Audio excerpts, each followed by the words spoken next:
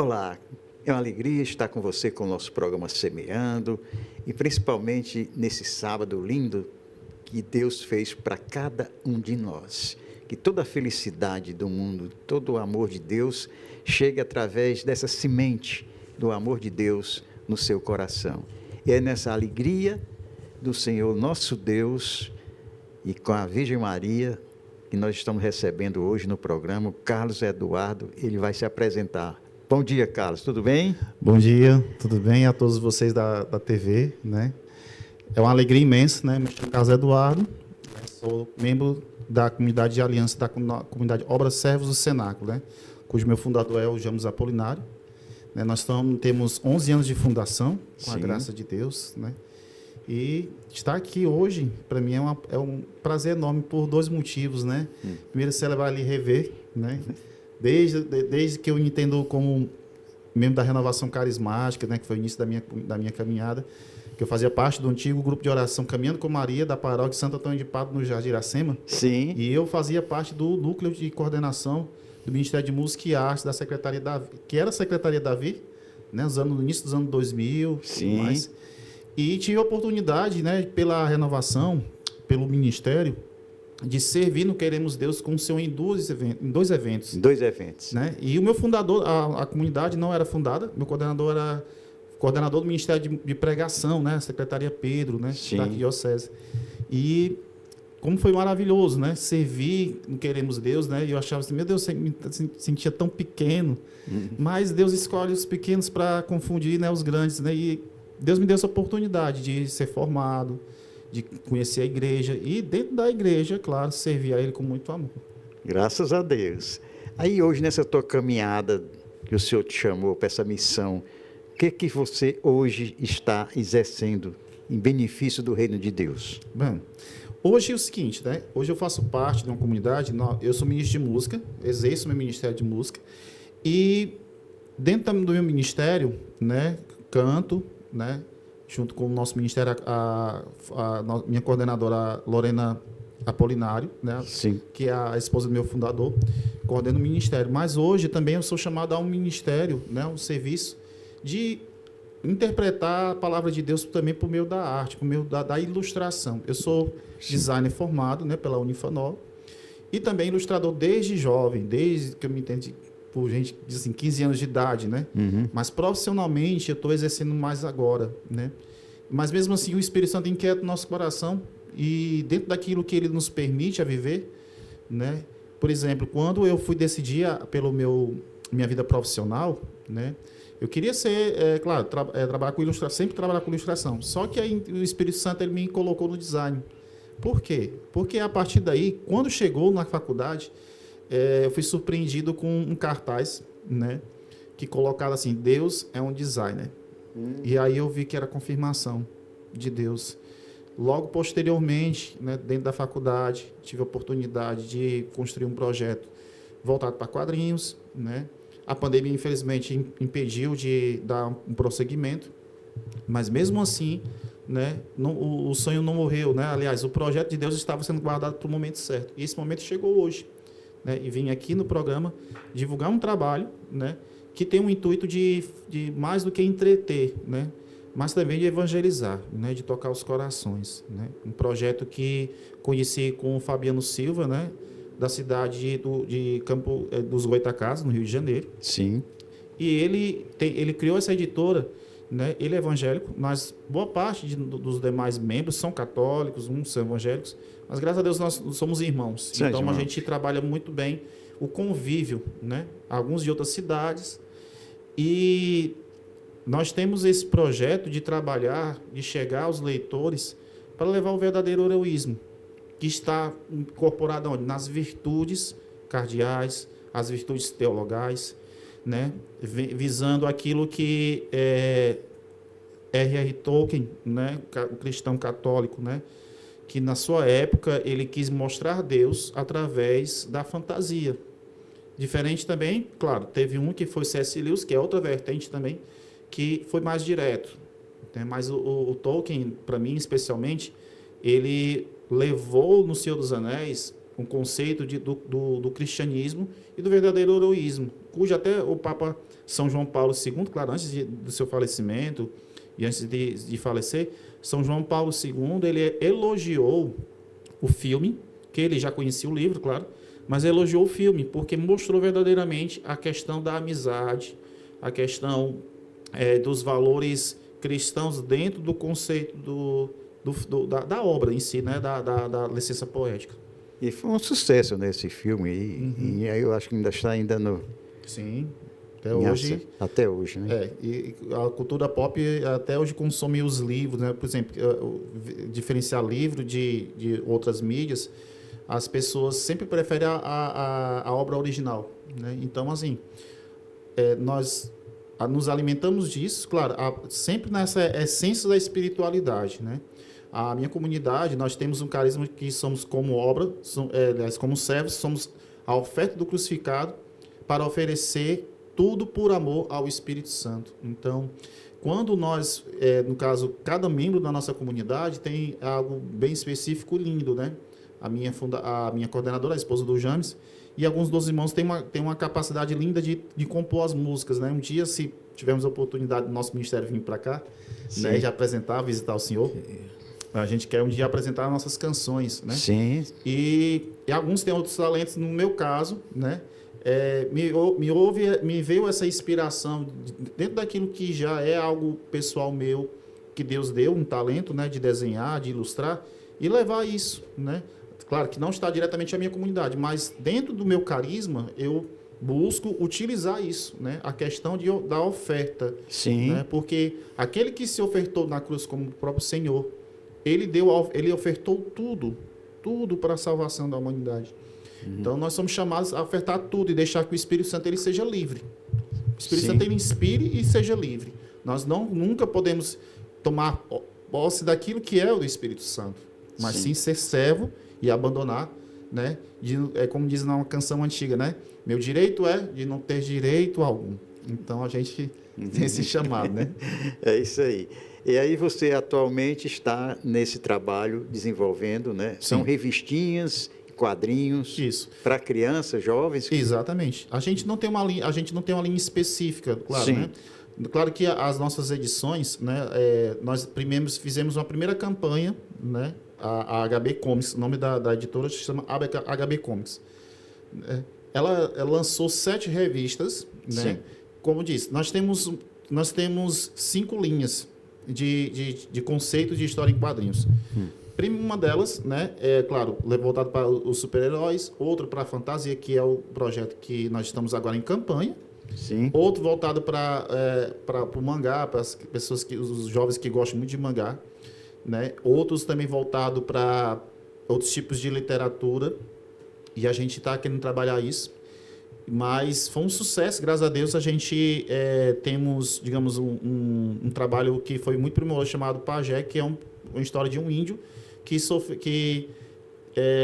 foi dominado pela vingança, mas depois teve um conceito de redenção. Sim. E ele, digamos que ele se converteu, né? Ele se tornou um herói de fato e viu que saborear o fruto da vingança o levou a uma queda e poder levar ele à morte. Então, houve uma redenção e a partir daí ele se tornou um herói. Então, a história por trás de todo o projeto levou a uma redenção. E os leitores que adquiriram essa obra começaram a ver no projeto da HB algo diferente. Sim. No entanto, que por graça de Deus, né, porque a gente viu que era sinal de Deus, o projeto Pajé foi 3 revistas em quadrinhos, ganhou o prêmio, né, nacional. Sim. De melhor história em quadrinhos nacional.